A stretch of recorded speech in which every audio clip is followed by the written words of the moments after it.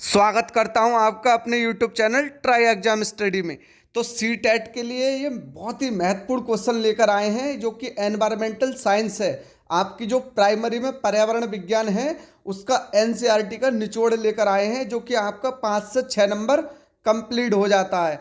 तो आपने फार्म तो भर दिया होगा, अगर नहीं भरा है तो आप 24 नंबर से पहले फार्म भर लीजिएगा क्योंकि सीट फुल हो जाएंगी हर जगह की। तो आपको मतलब परेशानी का सामना करना पड़ेगा। तो आपका पेपर दिसंबर में और जनवरी के मध्य होगा। आपका दिसंबर में एडमिट कार्ड आ जाएगा। तो आप अपनी तैयारी में अच्छी तरह से लग जाइएगा ताकि आप अच्छा स्कोर कर सकें, जो कि SC और OBC के लिए 82 नंबर क्वालिफाई है और जनरल के लिए 90 नंबर पर क्वालिफाई है। तो आप अभी से तैयारी करने में लग जाइएगा क्योंकि 75 नंबर की इसमें पेडागोजी आती है जो कि टफ होती है। और जो 75 नंबर के क्वेश्चन आते हैं और उसमें भी सिंपल नहीं आते हैं, उसमें भी डिटेल से पूछा जाता है, यानी कि बारीकियों से चीज़ पूछी जाती है। आपको UP टेट या फिर MP टेट या फिर H टेट या रीट, इसमें डायरेक्टली क्वेश्चन की तरह नहीं पूछा जाता। ये CTET तर्क पर आधारित होता है। अगर तर्क अच्छा है तो आप अपना क्वालिफाई कर सकते हैं। तो ये NCERT का निचोड़ लेकर आए हैं 5 से 6 नंबर का, जिसमें कि आपका यहाँ से पूरा फंसेगा। जो सभी स्टेट हैं, सभी स्टेटों से संबंधित 4 से 5 नंबर आपका पक्का बनता है। तो ये NCERT में सबसे बड़ा खासियत ये होती है, उसका चित्र उसके सामने दे रखा होता है। तो सबसे पहले इसमें लद्दाख है, तो ये लद्दाख के बारे में जान लेते हैं। लद्दाख पहुंचने के लिए जम्मू कश्मीर पार करना पड़ता है। लद्दाख को ठंडा रेगिस्तान यानी कि कोल्ड डिसर्ट भी कहते हैं। तो ये क्वेश्चन बन जाता है जम्मू कश्मीर को पार करने में, यानी कि लद्दाख पहुंचने के लिए जम्मू कश्मीर को पार करना पड़ता है और लद्दाख को ठंडा रेगिस्तान कहते हैं। तो यहाँ से क्वेश्चन बनता है कि लद्दाख को ठंडा रेगिस्तान भी कहते हैं, यानी कि कोल्ड डिसर्ट भी कहते हैं। तो ये यहाँ पे आप देख सकते हैं कि ये ठंडा रेगिस्तान है और ये इसका चित्र है जो कि कोल्ड यानी कि बर्फ जैसी जमी हुई है। यहाँ पे आप देख सकते हैं ये सब बर्फ सी है। तो ये बहुत ही चित्र के माध्यम से अच्छी तरह NCERT में दे रखा होता है और अन्य किताबों से आप ना पढ़ें। तो यहाँ फर्स्ट और सेकंड फ्लोर की बिल्डिंग होती है। घर पत्थर के होते हैं जिनकी छत और फर्श लकड़ी की होती हैं और दीवार मिट्टी की, और उस पर चूने की मोटी परत चढ़ी होती है। जो चूने जो होते हैं उस पर चूने की मोटी परत चढ़ी होती है। यहाँ कम बारिश होती है। तो ये महत्वपूर्ण जानकारी है। ये स्टेटमेंट की तरह पूछता है CTET में। ये जो होता है ये पत्थर के होते हैं, इसकी बिल्डिंग पत्थर की होती है और छत और फर्श जो होते हैं फर्श लकड़ी की होती हैं और दीवार मिट्टी की और उस पर चूने की मिट्टी परत चढ़ी होती है और यहाँ पर कम वर्षा होती है। यहाँ फर्स्ट और सेकंड फ्लोर की बिल्डिंग होती है और घर पत्थर के होते हैं। ये बहुत ही महत्वपूर्ण है। यहाँ पेड़ और पौधे नहीं पाए जाते। ये वेरी इंपॉर्टेंट है, इसका CTET का निचोड़ है। यहाँ पर पेड़ और पौधे नहीं पाए जाते। लकड़ियों की सीढ़ी का प्रयोग होता है, तो इस पर सीढ़ियों का प्रयोग किया जाता है। मोटे पेड़ का तना छत को मजबूत बनाने में मदद करता है। ग्राउंड फ्लोर में जानवरों को रखा जाता है। जब ज़्यादा सर्दी पड़ती है तो खुद भी ग्राउंड फ्लोर में रहने आ जाते हैं। ग्राउंड फ्लोर में विंडो नहीं होती है। तो ये बहुत ही महत्वपूर्ण है, यानी कि ग्राउंड फ्लोर में जानवरों को रखा जाता है यहाँ पर, और जब ज़्यादा सर्दी पड़ने लगती है तो खुद भी ग्राउंड फ्लोर में रहने आ जाते हैं और ग्राउंड फ्लोर में विंडो नहीं होती है। गर्मी के मौसम में ये लोग फल सुखा लेते हैं और सर्दियों में इनका इस्तेमाल करते हैं। जो फल होते हैं वो सुखा लेते हैं और सर्दियों में इनका इस्तेमाल करते हैं। तो सर्दी पड़ती है तो खुद भी ग्राउंड फ्लोर में रहने आ जाते हैं। ग्राउंड फ्लोर में विंडो नहीं होती है। गर्मी में मौसम में ये लोग फल सुखा लेते हैं और सर्दियों में इनका इस्तेमाल करते हैं, जैसे कि लाल मिर्च, नारंगी, कद्दू और सुनहरे पीले भुट्टे यहाँ मिलते हैं। ये बहुत ही महत्वपूर्ण है कि यहाँ पे क्या क्या मिलता है। तो लाल मिर्ची, नारंगी, कद्दू और सुनहरे पीले भुट्टे यहाँ पर मिलते हैं, जैसे कि आप चित्र में देख सकते हैं। ये भुट्टे हैं। NCERT में ये सबसे खासियत है जो कि इसके चित्र के माध्यम से भी दिखाया जाता है। तो लद्दाख में झूले झूले का मतलब वेलकम होता है। तो झूले झूले का जो मतलब होता है वहाँ पे आपने वेलकम स्वागत करते हैं, तो लद्दाख में झूले झूले बोलते हैं। तो इसलिए यानी कि आप भी जाओगे तो आपको झूले झूले बोलेंगे। तो वो उनका इनका मतलब होता है कि वो आपका स्वागत कर रहे हैं। ट्रॉली, ट्रॉली मीन्स लकड़ी से बना झूला का इस्तेमाल लद्दाख में नदी को पार करने के लिए किया जाता है। तो जो लद्दाख होती है, लद्दाख में जो बना होता है लकड़ी का ट्रॉली, उसे पार करने के लिए किया जाता है। फिर आता है जोंगथोंग। तो यहाँ से यहाँ आपका लद्दाख कंप्लीट हो गया। फिर इसके बाद में जोंगथोंग आ गया। जोंगथोंग पश्चिमी और उत्तरी तिब्बत में एक ऊंचा पठार है और 500 मीटर ऊंची जो ऊंचाई होती है, ऊंचाई पर स्थित है, जो कुछ हद तक भारत के लद्दाख क्षेत्र के दक्षिणी पूर्व में भी फैला हुआ है। तो आप यहाँ से चित्र के माध्यम से देख सकते हैं, जो कि जोंगथोंग पश्चिमी और उत्तरी तिब्बती में एक ऊंचा पठार है। तो यहाँ पे ऊंचाई देख सकते हैं, ये ऊंचा पठार है, ये 5000 मीटर ऊंचाई पर स्थित है। तो इसमें यह भी पूछा जाता है कि ये ऊंचा तो है, कितना मीटर है, तो ये 5000 मीटर स्थित है। कुछ हद तक भारत के लद्दाख क्षेत्र के दक्षिण पूर्व में भी ये फैला हुआ है। यहाँ जांगपा नाम की एक प्रजाति है जिसकी आबादी कुल 5000 लोग हैं। ये हमेशा अपनी भेड़ बकरी के साथ घूमते रहते हैं, जैसे कि चित्र के माध्यम से बताया है एनसीईआरटी बुक में। तो यहाँ पे ये है, ये जब जांगपा नाम की एक प्रजाति है। ये प्रजाति जैसे कि आप देख सकते हैं, ये व्यक्ति हैं, प्रजाति है इनकी, जो कि 5000 लोग ही स्थित है, हमेशा अपनी भेड़ और बकरी के साथ घूमते हैं। जैसे ये भेड़ और बकरी हैं तो इनके साथ में ये घूमते हैं। जांगपा लोग अपने टेंट को रोबो कहते हैं, जैसे कि इनका अपने यहाँ पे टेंट बोलते हैं। जांगपा लोग अपने टेंट को रोबो रोबो बोलते हैं। जांगथोंग जो आदिवासी लोगों को टेंटों का डिज़ाइन 1000 साल से भी पुराना है। तो यहाँ सर्दियों में 70 किलोमीटर प्रति आवर की हवा चलती है। तो यहाँ पे जोंगथोंग में 70 किलोमीटर प्रति आवर की हवाएं चलती हैं जो सर्दी आती हैं तब। जांगपा की भाषा जांगथांग का मतलब ऐसी जगह से है जहाँ कम लोग रहते हैं। तो ये बहुत ही इम्पोर्टेंट है। लेखा अर्थात टेंट के आसपास एक जगह होती है जिसमें ये लोग लेखा बोलते हैं, जहाँ ये अपनी बकरी और भेड़ों को रखते हैं, जैसे कि आप चित्र में देख सकते हैं। एनसीईआरटी में ये दे रखा है। लेखा की दीवारें पत्थरों की बनी होती हैं और हर परिवार अपने जानवर एक विशेष प्रकार का चिन्ह बनाते हैं। औरतें और छोटी बच्चियां जानवरों को गिनकर चराने ले जाती हैं, फिर लौटकर इन्हें दोबारा गिनती हैं। जो छोटी बच्ची होती हैं और औरतें होती हैं, तो यहाँ पे जो भेड़ और बकरी होती हैं उन्हें चराने के लिए ले जाती हैं, फिर उनको गिनती हैं, फिर वापसी आकर भी इन्हें गिनती हैं। ये लोग अपनी बकरियों को ऊंचाई और ठंडी जगह पर चराने ले जाते हैं, जिससे बकरियों के बाल घने और मुलायम होते हैं। तो विश्व प्रसिद्ध pashmina shawl, world famous pashmina shawl, तो यहाँ से भी क्वेश्चन बनता है। ये पश्मीना शॉल है जो कि बहुत ही गर्म होती है। पश्मीना शॉल चांगपा लोगों द्वारा पाली गई बकरियों के बालों से बनती हैं। तो ये बकरियों द्वारा जो पालते हैं उन्हीं से ये शॉल बनाई जाती है। पश्मीना, जिन बकरियों से मुलायम पश्मीना ऊन मिलती है, ये बहुत ही ऊंचाई पर लगभग 5000 मीटर ऊपर रहती हैं।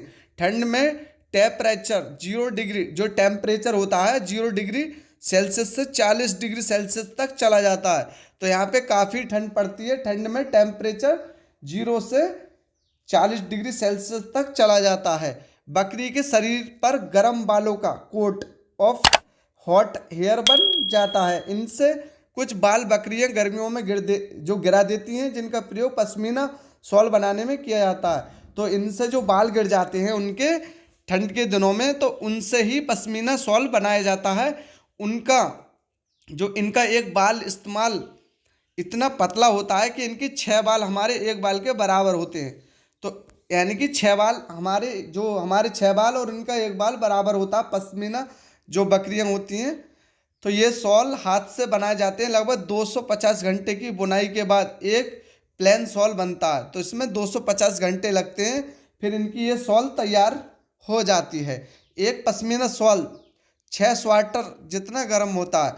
तो जितना जो 6 स्वेटर होते हैं उतना एक पश्मीना शॉल इतना गर्म होता है। तो आप श्रीनगर में आ जाइएगा, श्रीनगर से भी यहाँ से एक क्वेश्चन बनता है। तो श्रीनगर में कुछ घर पहाड़ में, कुछ पानी में, कुछ ऊंचे पर्वतों और कुछ पत्थरों में होते हैं और इन पर लकड़ी के समुद्र डिजाइन होते हैं, जैसे कि आप देख सकते हैं इस चित्र के माध्यम से। तो इसमें बताया गया कि कुछ घर पहाड़ में और कुछ पानी में, जैसे कि ये पानी में आप देख सकते हैं यहाँ पे, और कुछ ऊंचे पर्वतों और कुछ पत्थरों में होते हैं, और इन पर लकड़ी के समुद्र जो सुंदर जो डिजाइन बने होते हैं, जैसे कि आप देख सकते हैं कितने कितने सुंदर डिजाइन बने हुए हैं यहाँ पे। तो हाउस बोट ये 80 फीट तक लंबी हो सकती है और 8 से 9 फीट तक चौड़ी होती है। जैसे हाउस बोट है, यहाँ से आप देख सकते हैं, तो ये हाउस बोट है। डोंगा, ये नाव झेलम नदी में डल झील में मिलती है। इसके अंदर कई कमरे होते हैं, अंदर से ये एक घर की तरह लगती हैं। इन पर लकड़ियों के सुंदर डिजाइन बनाए जाते हैं और इस छत पर डिजाइन होता है। इसे खत्म बंद भी कहते हैं, इसे खत्म बंद भी कहते हैं डोंगा को, हाउस बोट। तो ये 80 से यानी जो 80 फीट से 9 फीट के बीच में होती है डोंगा। यहाँ से आपने जान लिया। कश्मीर के गाँव में घर पत्थर से बनते हैं। जो कश्मीर के गांव होते हैं घर पत्थर से बनाए जाते हैं और ढलान वाली छतें होती हैं। ये सीटेट में कई बार स्टेटमेंट के रूप में पूछा गया है, तो आप वीडियो को ध्यान से देखिएगा। कश्मीर के जो गांव में घर पत्थर के बनाए जाते हैं, जैसे कि आप इस चित्र में देख रहे हैं, तो ढलान वाली छतें होती हैं। इसमें ढलान और कुछ पुराने घरों में विशिष्ट प्रकार की खिड़कियाँ होती हैं जो दीवारों पर निकली होती हैं, इन्हें डैब कहा जाता है, और इनसे सुंदर डिजाइन बना होता है। तो ये बहुत ही महत्वपूर्ण है, जिसमें कि आप चित्र के माध्यम से इसमें देख रहे हैं, ये स्टेटमेंट आप देख रहे हैं। तो शिकारा नाव पर्यटकों को आकर्षित करती है। कश्मीर में सरसों के तेल में मछली पकाकर खाते हैं, गोवा में नारियल के तेल में। तो ये बहुत ही महत्वपूर्ण है, ये वाला स्टेटमेंट आप नोट कर लीजिएगा कहीं, जो कि परीक्षा में यहाँ से पूछा जाएगा। और वीडियो को अधिक से अधिक शेयर कर दीजिए। तो जो कश्मीर में सरसों के तेल में मछली पकाकर खाते हैं कश्मीर के लोग, और गोवा में नारियल के तेल में पकाकर मछलियाँ खाते हैं। और कहवा कश्मीर की एक खास किस्म चाय है। कहवा सबसे ज़्यादा उत्पादन होता है, ये क्वेश्चन कई बार भी पूछा गया। कहवा का जो सबसे ज़्यादा उत्पादन होता है किस्म जो है वो जम्मू कश्मीर में ही पाया जाता है। फिर आ जाते हैं मनाली में। तो मनाली में बारिश भी होती है और बर्फ़ भी पड़ती है। यहाँ घर पत्थर और लकड़ी के बने होते हैं जिनकी छत ढालू होती है। ये कई बार क्वेश्चन में पूछा गया है कि ये घर पत्थर और लकड़ी के बने होते हैं और जिनकी छत ढालू होती है, जैसे कि आप इसमें चित्र में देख रहे हैं।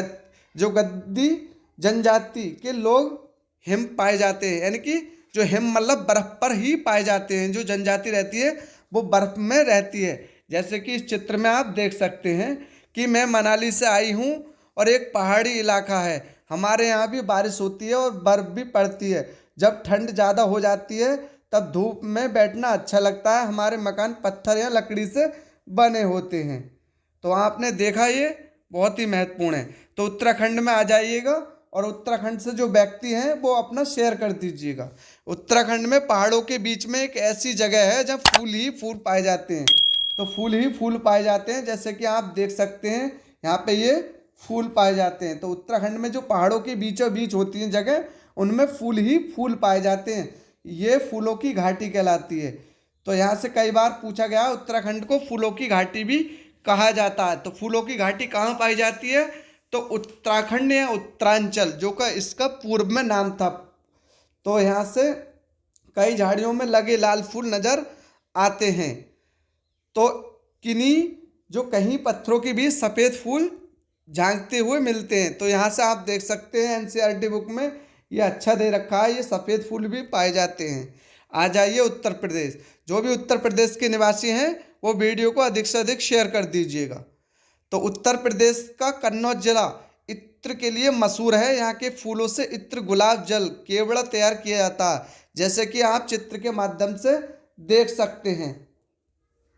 उत्तर प्रदेश में कचनार के फूलों की सब्जी बहुत बनाई जाती है, जैसे कि इस चित्र के माध्यम से बताया गया कि कचनार जैसे कि उतर रहे हैं, आप ये फल देख सकते हैं और फूलों की सब्जी बनाई जाती है। कथक उत्तर प्रदेश का नृत्य है, ये वेरी इंपॉर्टेंट, ये कई परीक्षा में पूछा गया है। जो कथक होता है वो उत्तर प्रदेश का नृत्य है। अब आ जाइए बिहार में। बिहार में मधुबनी पेंटिंग बहुत ही फेमस है, जो कि क्वेश्चन यहाँ से पूछा ही जाता है। तो बिहार में मधुबनी नामक जिला है। ये त्योहार एक खुशी के मौके पर घर की दीवारों और आंगन में कई तरह के चित्र बनाए जाते हैं, जैसे कि आप इस चित्र के माध्यम से देख सकते हैं। तो यहाँ से ये पेंटिंग बनाई जा रही है ये वाली, तो ये इसमें दिखाया गया है। ये चित्र पिसे हुए चावल के घोल में रंग मिलाकर बनाए जाते हैं। इन रंगों को बनाने के लिए नील, हल्दी, फूल, पेड़ों के रंग आदि इस्तेमाल किए जाते हैं। ये स्टेटमेंट बहुत ही महत्वपूर्ण है। ये नील, हल्दी, फूल, पेड़ों के रंग आदि का इस्तेमाल किया जाता है। तो चित्रों में इंसान, जानवर, पेड़, फूल, पंछी, मछलियाँ आदि जीव जंतु के साथ बनाए जाते हैं। तो मधुबनी चित्रकला बहुत पुरानी है और इसका नाम इस जिले के नाम पर ही पड़ा है। तो अब आ जाइए असम में। असम में घर जमीन से 10 और 12 फीट ऊपर होते हैं। ऊंचाई में बनाने की वजह भारी बारिश होती है। तो यहाँ पे काफ़ी बारिश होती है, इसलिए 10 या 12 फीट ऊपर ही बनाए जाते हैं। जैसे कि इस चित्र में आप देख सकते हैं, यहाँ पे ये खाली है, ये वाली 10 से 12 फीट ऊंचे मकान बनाए जाते हैं, यानी कि छोड़कर, क्योंकि यहाँ पे काफ़ी बारिश होती है और बारिश अधिक पड़ेगी तो मकान ढह जाएंगे। तो ये बांस से बनाए जाते हैं और अंदर भी लकड़ियों का प्रयोग किए जाते हैं। जो असम से निवास करते हैं वो व्यक्ति आराम से इसे समझ सकते हैं, क्योंकि यहाँ पे ये ऐसे ही 10 और 12 फीट ऊंचे ऊपर होते हैं ऊंचाई पर। तो ये बांस से बनाए जाते हैं, अंदर भी लकड़ियों का प्रयोग होता है। असम में बांस तथा रस्सी के पुल बनाए जाते हैं। यहाँ बांस को गरीबों का टिम्बर भी कहते हैं। तो यहाँ असम में बांस को गरीबों का टिम्बर भी कहा जाता है। मिजोरम में आ जाइएगा। मिजोरम में मिजो भाषा बोली जाती है। तो ये बहुत ही इम्पोर्टेंट है। मिजोरम में मिजो भाषा बोली जाती है। ये 3/4 लोग जंगल में रहते हैं, यानी कि 3/4 व्यक्ति जंगल में ही निवास करते हैं। यहाँ की प्रमुख फसल चावल है। यहाँ से कि आप देख सकते हैं इस चित्र के माध्यम से, ये मिजोरम है। यहाँ पे यहाँ खेती की लॉटरी निकलती है। जमीन को साझा मानकर सभी लोग बारी बारी से उस जमीन पर खेती करने का अवसर मिलता है। मिजोरम में बांस के बर्तन बनाए जाते हैं। झूम खेती मिजोरम में होती है। ये बहुत ही इंपॉर्टेंट क्वेश्चन है। जो झूम की खेती होती है वो मिजोरम में होती है। तो ये परीक्षा में पूछ लिया था। चेराव नाच, जो चेराव नाच है मिजोरम में मनाया जाता है। जब यहाँ फसल का काम खत्म हो जाता है तो यहाँ के लोग इकट्ठा होकर नाचते हैं। जैसा कि आप देख सकते हैं, ये चेराव नाच है, जो कि व्यक्ति फसल खत्म हो जाने के बाद में यहाँ पे ये डांस और नृत्य अपना कर रहे हैं। अब आ जाइए केरल में। तो केरल में टेपिओका जमीन के नीचे उगाया जाता है। ये एक प्रकार का फल है जिसे केरल के लोग उबाल कर खाते हैं। और टेपिओका का जो कम्फा जो होता है, कम्फा भी कहा जाता है। जो टेपिओका जो होता है, यहाँ से आप इससे फल को देख सकते हैं।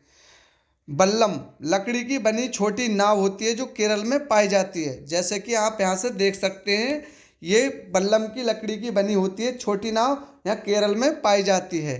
केरल है, केरल में मलयालम भाषा बोली जाती है। मलयालम में माँ की बड़ी बहन को बली अम्मा और नानी को अम्बी, जो अम्बी माँ होती कहते हैं, अम्मी माँ कहते हैं, नानी को अम्मी माँ कहते हैं, चाचा को जो चिट्टपन होता है चिट्टपन, और चाची को कुजम्मा कहते हैं, और पिता को अप्पा कहते हैं। तो ये बहुत ही महत्वपूर्ण है। केरल में एक जगह से दूसरी जगह जाने के लिए फेरी नाव, बोट का प्रयोग किया जाता है। केरल को मसालों का बगीचा भी कहते हैं। और तेज पत्ता, काली मिर्च, इलायची आदि को उगाया जाता है। तो केरल में ही ये सबसे ज़्यादा उत्पादन होता है। यहाँ केले के फूलों से सब्जी बनाई जाती है। जो केलों के फूल आते हैं उनसे सब्जी बनाई जाती है। आंध्र प्रदेश, नल्लामाड़ा आंध्र प्रदेश में है। मुक्तारपुर गांव में आंध्र प्रदेश के पोचमपल्ली कस्बे में है।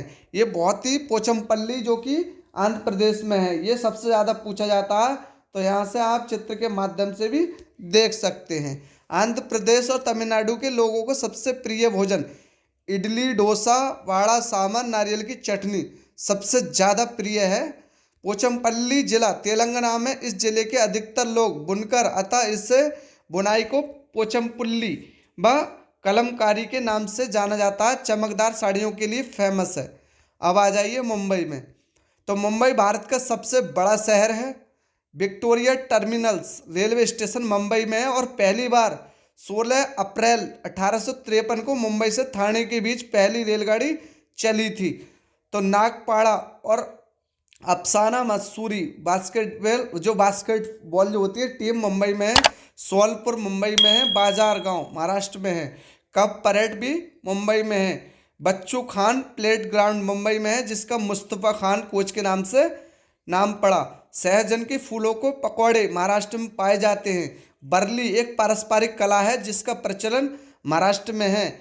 ये महाराष्ट्र गुजरात सीमा सर्वाधिक देखने को मिलता है और इस चित्रकला के फसल पैदावार, शिकार, मछली पकड़ना, खेती, उत्सव, नृत्य, पेड़, जानवरों आदि से जुड़े प्राकृतिक दृश्य जाते हैं। और इस आर्ट में गाय के गोबर और मिट्टी का भी प्रयोग होता है, जैसे कि इसमें आप चित्र में देख सकते हैं। अब आ जाते हैं कर्नाटक। तो कर्नाटक की जो भाषा होती है वो कन्नड़ होती है। जैसे कि ये कर्नाटक है, आप देख सकते हैं चित्र में। कर्नाटक की भाषा कन्नड़ है। और बेलवनिका गांव कर्नाटक में है। होलगुड़ी गांव कर्नाटक में है। बच्चों की पंचायत बीमा संघ होलगुड़ी गांव है राजस्थान में। अब राजस्थान को भी जान लेते हैं। इसमें सभी राज्य कंप्लीट कर लेते हैं जो कि सीटेट में पूछा जाता है। राजस्थान में मिट्टी के घर बनाए जाते हैं। ये बहुत ही इंपॉर्टेंट क्वेश्चन है। तो राजस्थान में जो मिट्टी के घर बनाए जाते हैं, घरों की दीवारें बहुत मोटी होती हैं और इन्हें लीप पोत कर सुंदर बनाया जाता है और उनकी छत कटीली झाड़ियों से बनाते हैं। राजस्थान में टैंक को टंका भी कहते हैं, जैसे कि आप चित्र में देख सकते हैं। ये कच्चे बनाए जाते हैं। यहाँ से ये टंकी है, टंका बोला जाता है इसे। अपने आंगन में जमीन में गड्ढा खोदकर टैंक का निर्माण करते हैं और अपनी छतों का ढाल बनाते हैं, जिससे कि वे बारिश का सारा पानी इन टैंकों में जा गिरे और इसके बाद इसे छानकर उपयोग में ला सकें। तो यहाँ बारिश बहुत कम होती है। यहाँ बारिश बहुत कम होती है, इसलिए ये बनाए जाते हैं। टेकला गांव 1600 मीटर ऊंचा है, जो राजस्थान के झालरपतन यानी कि झलवार में है। राजस्थान में जोधपुर जो खेजड़ली गांव है के लोग पेड़ों को काटने से बचाने के लिए 300 साल पहले पेड़ों से चिपक कर खड़े हो गए थे। आज 300 साल के बाद भी यहाँ के लोग बिश्नोई कहलाते हैं। पेड़ों और जानवरों के प्रति संवेदनशील हैं और उनकी रक्षा करते हैं। यहाँ शिकार करना, हंटिंग और पेड़ों को काटना, कटिंग ऑफ ट्रीज वर्जित है। रेगिस्तान में होते हुए भी ये गांव हरा भरा है। तो आप देख सकते हैं खेजड़ी जो गांव है, खेजड़ी पेड़ पाए जाते हैं और पेड़ रेगिस्तानी इलाकों में खूब पाया जाता है। इससे ज़्यादा पानी की ज़रूरत नहीं होती है, जैसे कि आप इस पेड़ को देख सकते हैं। खेजड़ी है, इसकी छाल दवा बनाने के काम आती है। जो खेजड़ी होती है, इसकी जो छाल होती है इससे दवाई बनाई जाती है, इसलिए लकड़ी को कभी कीड़ा नहीं लगता। इसकी फलियों से सब्जी बनाई जाती है और पत्तियों को वहाँ रहने वाले जानवर खाते हैं। जो राज्य के प्रमुख त्योहार हैं, यहाँ से पूछ लिया जाता है जो प्रमुख त्योहार हैं इसके। तो तिल संक्रांति जो होती है यूपी, बिहार और एमपी यानी कि उत्तर प्रदेश, बिहार और मध्य प्रदेश में प्रमुख त्योहार है ये। गुड़ी पड़वा यानी कि जो महाराष्ट्र में पाया जाता है, गुड़ी पड़वा महाराष्ट्र में ये त्यौहार। नब्बान पश्चिम बंगाल में, ओणम केरल में और बिहू असम में और पोंगल तमिलनाडु में। तो ये त्यौहार बहुत ही महत्वपूर्ण है। आपको वीडियो कैसी लगी कमेंट में बताइएगा और वीडियो को अधिक से अधिक शेयर कीजिएगा। हम आपके लिए सीडीपी, हिंदी और अधिक से अधिक सोशल स्टडी और सभी की पेडागोजी लेकर आने वाले हैं। तो आप हमारे चैनल के लिए सब्सक्राइब कर लीजिएगा। चैनल पर अगर नए आए हैं तो thanks for watching my video.